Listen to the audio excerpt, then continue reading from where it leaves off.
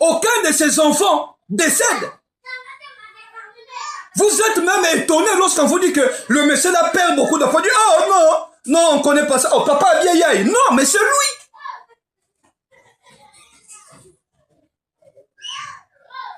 Toutes les matériels que vous voyez ici, c'est pas Elohim qui donne.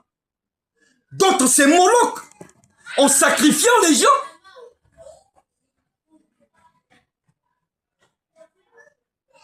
Il a accepté de souiller ses mains parce que ce chemin-là est le chemin de non-retour. Donc, si vous savez bien que dans votre famille, quelqu'un a versé le sang, c'est un dangereux. Parce que c'est un chemin à non-retour. Il ne peut plus rétracter. C'est pas possible. Ses mains sont salies. Toute personne qui verse le sang, toute personne qui prend le sang de l'avortement,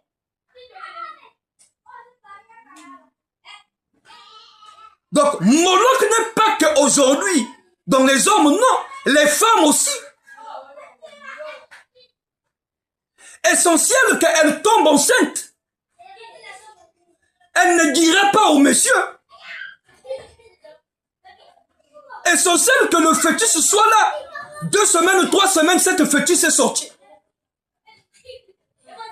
Elle, sa prospérité sur le sang, elle-même ne mettra jamais au monde. Elle a conçu 2 semaines, 3 semaines. Cette grossesse la quitte. Toi, le monsieur, tu peux dire, ah non, c'est des choses qui sont arrivées. Or que la femme, tu utilises par un culte modéré de Moloch. Donc, peuple de Elohim, ouvrez les yeux. Vous n'avez pas des yeux ouverts. Bah, mis qui a coulé là. Kako l'huile, babouji, na maza, na makasu, na bamungwa, même que bébis batolo. Na kulosa bamungwa na zula batolo. Parce que je ne sais pas quel genre d'aliénation spirituelle que vous avez. C'est un grand travail spirituel ce qu'on fait. C'est un grand travail. C'est un travail titanique avec le prince du ténèbre.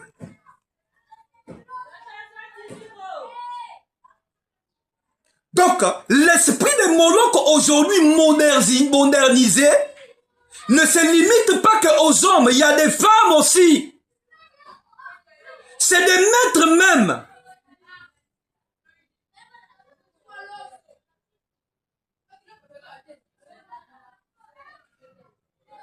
Cette partie-là, on doit comprendre mieux lorsque je dois vous parler d'Astaraté. Vous allez comprendre.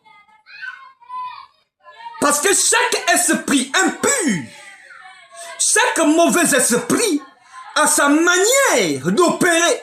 Tous les esprits n'opèrent pas de même manière, mais tous ils sont des esprits impurs, mais ils n'opèrent pas de même manière.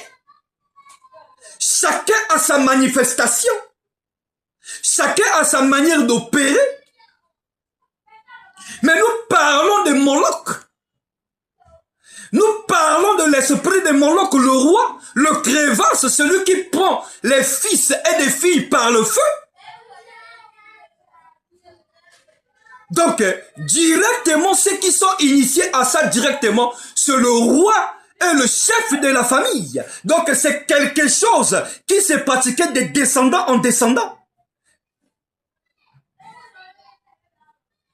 Il n'y avait pas une rite initiatique sur ça. Dès lors que ton père était un prêtre de Moloch, tu viens dans ce monde, dans cette lignée-là, tu as le sang de Moloch en soi.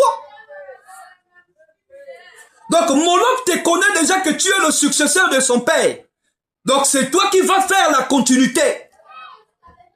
Comme vous voyez aujourd'hui, dans la modernisation, le papa sacrifié, maintenant c'est des enfants qui sont pires.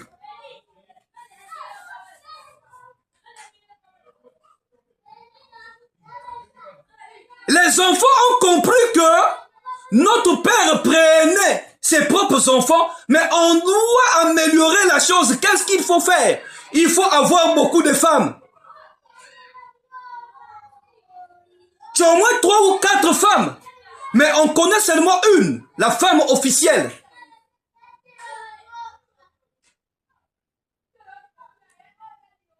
Celle qui vit avec toi, la maman des enfants. Mais d'autres femmes là, ce sont des fruits de sacrifice.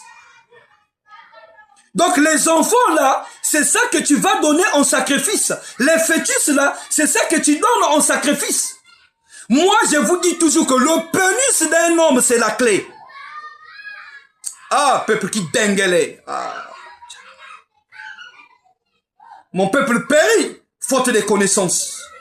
Cherchez la profondeur de la connaissance. Le secret de la vie, le secret pour comprendre l'évangile, se trouve dans le Tanakh, bien-aimé. Qu'on vous ment pas. Dans le Tanakh, on a 3 chapitres. On a la Torah, on a le Nevi'im, on a les Ketuvim. C'est qu'on appelle les écrits sacrés et les prophètes et la Torah, le 5 chapitres. Or, le secret de la vie se trouve dans la Torah.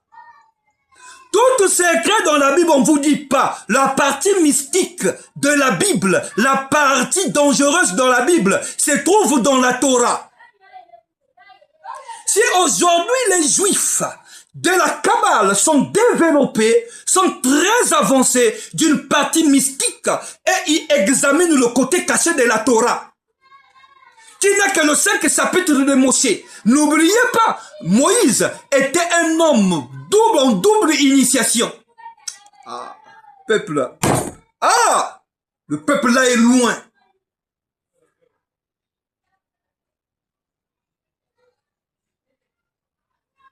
Donc, dans la Kabbale, ils connaissent le secret de la Torah. Mais toi qui dis que tu suis le fils de...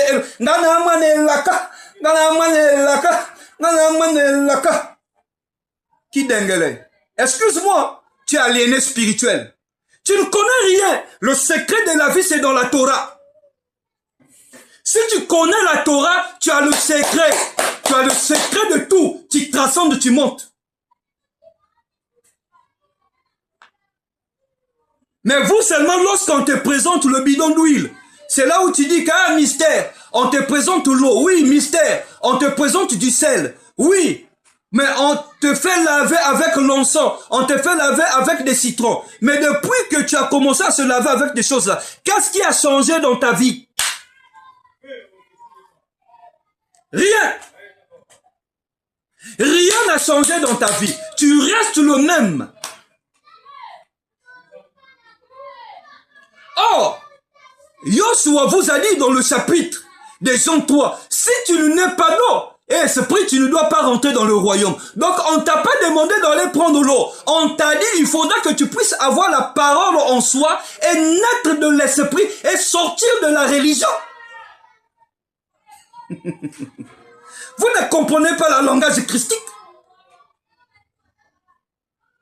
Celui qui a reçu la nouvelle naissance, celui qui a la parole véritable ne reste plus dans la religion. Ses yeux sont ouverts. L'esprit lui a montré les énigmes cachées de la parole. Il demeure ferme, il sort, il prie plus le dimanche. Parce qu'il va connaître que c'est faux. Donc c'est quelqu'un qui est assis dans la vérité. Il sait que ce que vous pratiquez là c'est faux. Parce que le Seigneur s'est révélé en lui. Il a manifesté la spiritualité. Il a compris la chose que Elohim habite au milieu de nous. Donc, on doit d'abord activer la chose qui est au milieu de toi, que tu puisses être une femme, un homme spirituel en connaissant la parole. Mais tu ne peux pas me dire que tu es spirituel sans maîtriser la parole faux.